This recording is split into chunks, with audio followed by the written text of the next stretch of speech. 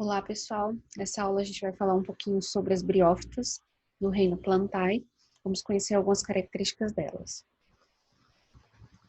Então, as briófitas, elas são formadas, né, por algumas espécies, algumas mais conhecidas, outras nem tanto.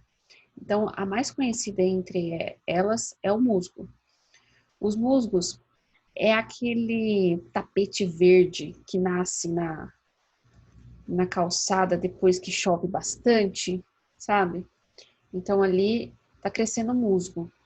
Então eles são plantas bem pequenas, né? E a gente vai ver mais para frente que elas possuem características bem distintas das outras plantas, né? Principalmente por conta disso, por ser pequenas. E aí a gente tem também as hepáticas, né? Os musgos e as hepáticas. Vamos lá. Aqui, ó. Aqui mais alguns exemplos delas, né? Elas têm a característica bem marcante de precisar da água, né? E viver em ambientes úmidos. Então, por que elas precisam da água? Para reprodução. E elas não conseguem viver em um ambiente que é muito ensolarado. Elas precisam do sol para fazer fotossíntese, porque elas são plantas, mas elas não podem ficar em um ambiente onde o sol bate diretamente nelas, porque senão elas ressecam, porque a epiderme delas é muito sensível. Então aqui a gente pode observar que tem um exemplo aqui nos musgos crescendo nas rochas, tá? Nas árvores aqui, ó, isso aqui é musgos. Isso aqui, esse acinzentado aqui não é musgo. Muitas pessoas confundem isso, mas não é. Isso aqui são os líquens. O que é um líquen? É uma moradia, né, entre uma associação entre as algas e os fungos, né? Eles vivem juntinhos ali. Um ajuda o outro, tá? E eles vivem felizes. E aí a gente tem as hepáticas, tá? As hepáticas aqui. E temos uma outra espécie que é os antóceros. Ó. Observa assim que as hepáticas e os antóceros, eles são diferentes dos musgos por conta do corpo dele, tá? As hepáticas, elas são mais rasteiras, né? As hepáticas e os antóceros são mais rasteiros. Já os musgos, eles crescem um pouquinho mais, eles vão um pouquinho mais para cima, tá? Então, vamos ver algumas características principais das briófitas. Foram as primeiras plantas a ocupar o ambiente terrestre, dá uma importância muito grande, né, delas, até mesmo em um ambiente úmido, onde tem uma floresta, onde é desmatado, e se ele tiver um ambiente mais úmido, elas vão ser as primeiras plantas a iniciar um processo de reflorestamento ali, tá? São minúsculas e vivem em ambientes úmidos. Então, elas podem chegar a 2, 3 centímetros, tá? Tem algumas exceções, mas em média é 2 centímetros. Não produz flor, semente e nem fruto, tá? Apresentam rizóide, que é parecido com a nossa raiz das outras plantas, cauloides, que é parecido com os caules das outras plantas, e filóides, que são parecidos com as folhas das outras plantas. Eu falo parecido porque elas têm a mesma função, tá? Mas a estrutura é um pouco diferente. A epiderme dela é muito fina, então assim, ela realiza as trocas entre uma célula com a outra, tá bom? Ela não tem, a gente pode falar, vasos condutores. Lembra lá na outra aula que a gente falou do xilema e do floema? Ela não tem isso. Né? E isso causa um impacto nela porque ela não consegue crescer muito. Porque ela para passar os nutrientes, ela vai passando de uma célula para outra. Então, isso é muito lentamente. Então, ela não consegue crescer muito, porque ela não consegue levar nutrientes para muitas células, né? Se ela for muito alta. A água é absorvida pelo rizóide, né? E é transportada lentamente de célula a célula. Não apresenta tecido de sustentação. A ausência de vasos condutores e dos tecidos de sustentação não permite que a planta alcance um tamanho maior. Depende da água para a fecundação, tá? Porque os gametas são flagelados. Lembra do que é o flagelo, né? É aquele rabinho lá que nada, tá? Contrário de algumas sementes, a gente pode dar essa confusão, né? Algumas sementes de algumas plantas, elas são aladas, né? Elas são levadas com o vento. O flagelo não, ele precisa de água, ele nada. Reprodução assexuada ou sexuada. A assexuada, ela pode ser por gemulação, né? Eu tenho uma partezinha da planta ali, tá? E aí cresceu, foi levado para outro lugar e ali ela cresce novamente, tá? E pode ser por fragmentação também. Quando a reprodução é sexuada, aí a gente está envolvendo já gametas, né?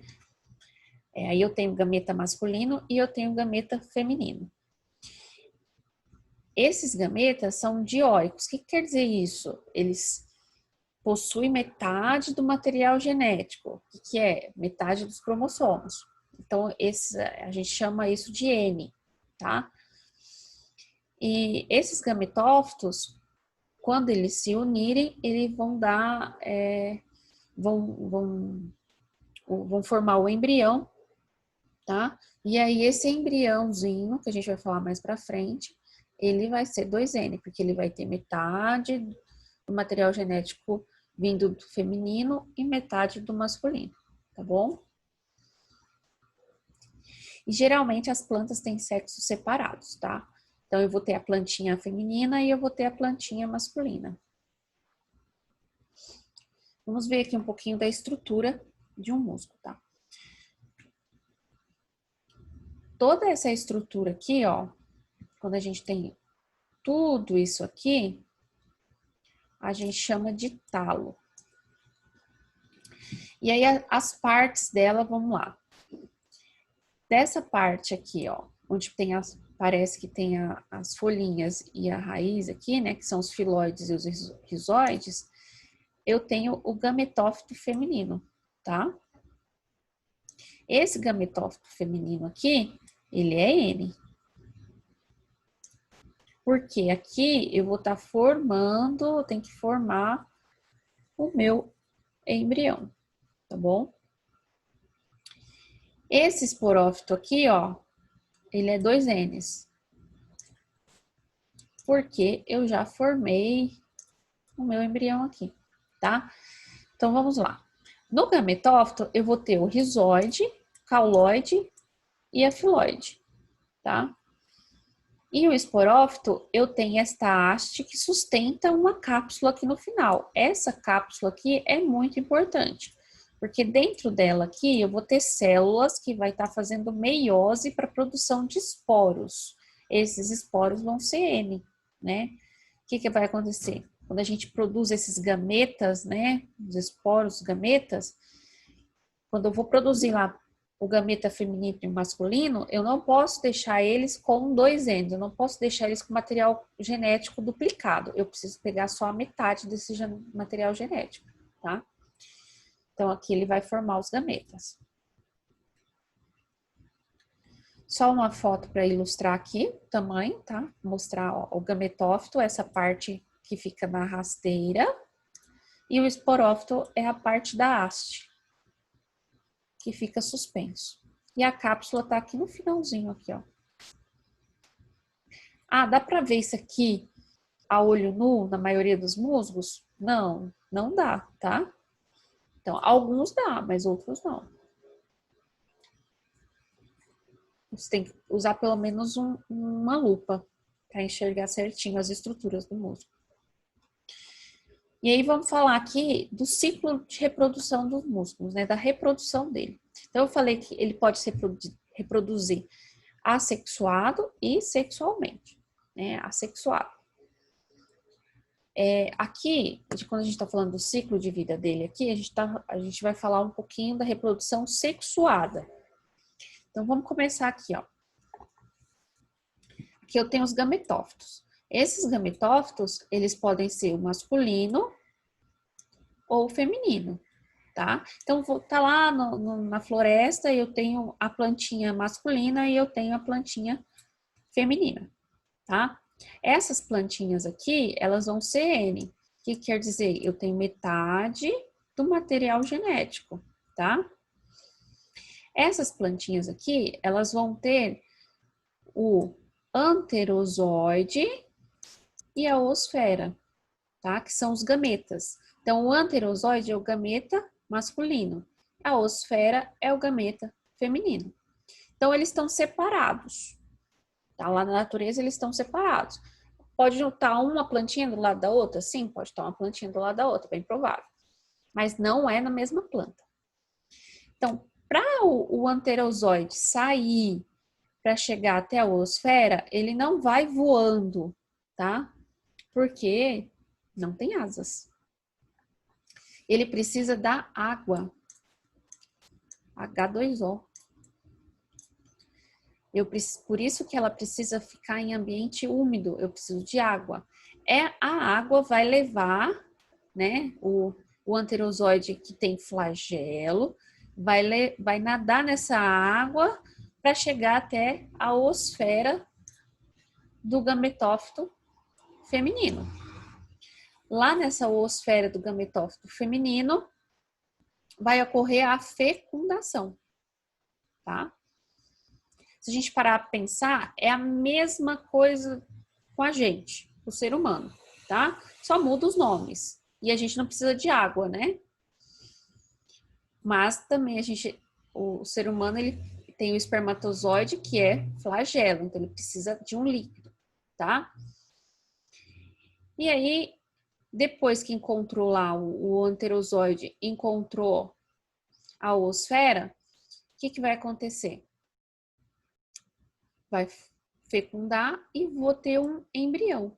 Esse embrião é 2N. Por quê? Eu não tinha N do anterozoide e eu não tenho N da oosfera. N mais N, 2N. Então, eu tenho material genético completo, que veio da mãe e veio do pai, masculino e feminino. Agora, esse embrião aqui vai se desenvolver. Esse desenvolvimento de embrião, a gente vai falar que é o esporófito. Esse esporófito vai crescer em forma de uma haste e no final vai ter uma cápsula, tá? Dentro dessa cápsula, eu tenho células que vão realizar meiose para a produção de esporos. Quando esses esporos estiverem maduros, prontos, essa cápsula vai ser aberta e vão liberar os esporos na natureza, tá? Esses esporos vão cair, né? Vão cair lá na terra, né? Ou no substrato que tiver. E se tiver o ambiente apropriado para ele se desenvolver, ele vai se desenvolver. Daí ele vai formar um gametófito adulto. Mas se ele não tiver um ambiente apropriado, ele vai ficar lá. Esses poros podem durar muito tempo, tá? Sem se desenvolver. E quando tiver um ambiente propício, né? For levado com vento ou chover, alguma coisa nesse sentido, eu tenho um ambiente úmido, aí ele se desenvolve, tá bom? Viu? Não é tão difícil, né? E vamos falar um pouquinho da importância, tá? Qual é a importância das briófitas? Ah, é só uma plantinha, não serve para nada. Não. Tem importância. Primeira coisa, retém água. Se ela retém água, algumas plantas, né?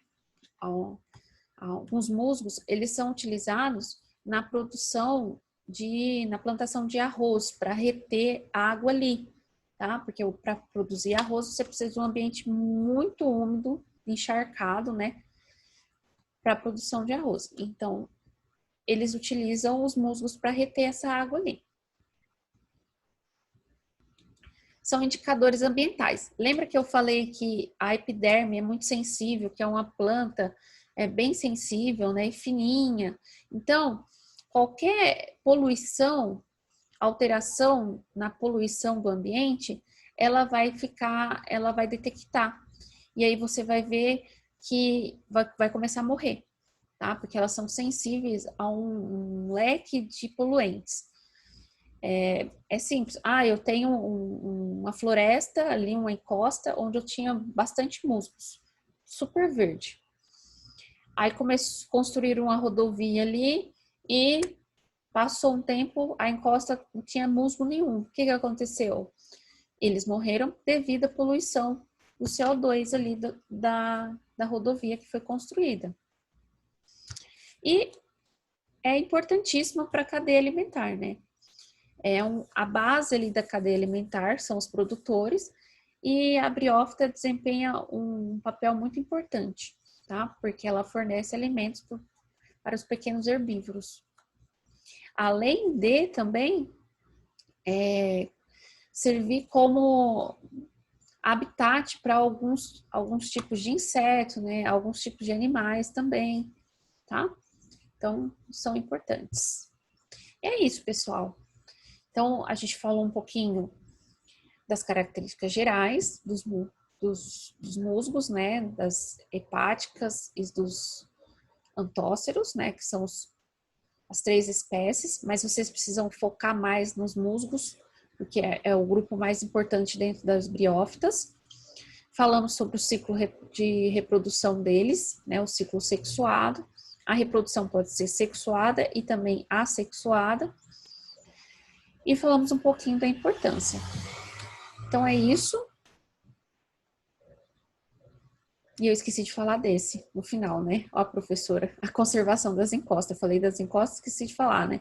Porque eles retêm a terra ali, apesar de eles não terem a raiz muito profunda, mas eles conservam a terra no lugar delas, não deixa desmoronar, não deixa causar erosão, tá bom?